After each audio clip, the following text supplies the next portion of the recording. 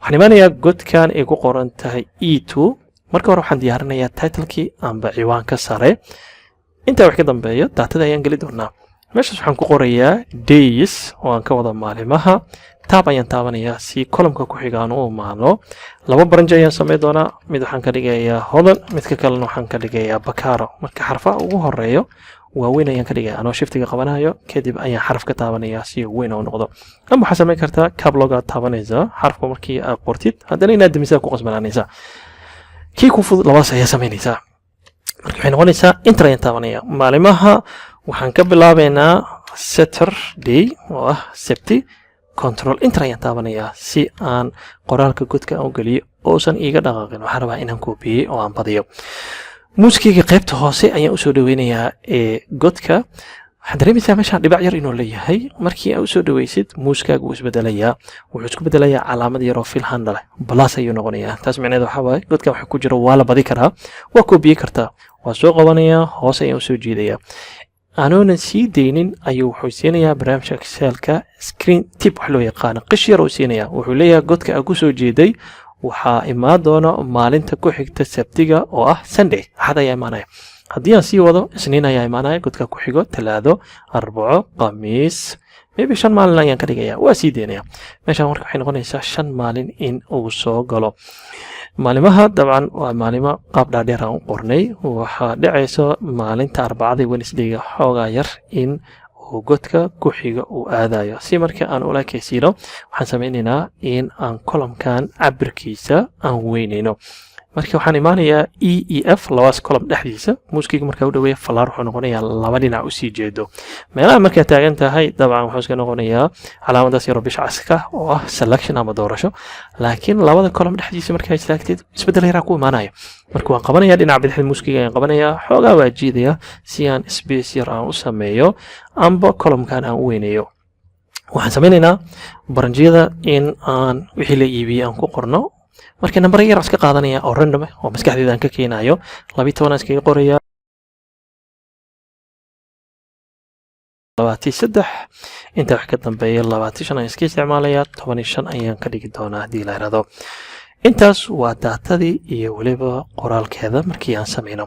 marka meesha waxa dareemaysaa saan filayo markii qoraal aad ku qortid qoraalka normal wuxuu ku dhagayaa dhinaca bidixda number marka ku qortidna alignment-kiisa wuxuu noqonayaa dhinaca midigta inuu ku dhago waana sida barnaamijka Excelka uu kala fahmaya numberada iyo qoraalka alignment-ga ayuu kala habeynaya si wixii number ahaan ugu tashto hadhow formulooyin functions marka isticmaalaysid functionka si sax ah ugu shaqeeyo wixii qoraal leh sidoo kale ayagana ugu tashto qoraal ahaan inay yihiin waxaan sameynaynaa inaan xoogaa yar habayno title-ka ayaan ka bilaabayaa qaybtan alignment-ga ayaan soo gudbayaa waxaan rabaa in aan dhexda geeyo qaybtan font-iga waxay noqonaysaa farta iyo qaabka uu muuqanayo in isbedel aan ku sameeyo marka waxaan sameynaynaa farta waxaan rabaa Times New Roman in isticmaala laakiin dhammaantood ayaan waxaan rabaa inaan ka wada dhigo Times New Roman marka kulligood ayaan harka saarayaa mar walba aragtid in daatada isbedel ku samaysid waa inaad harka saartaa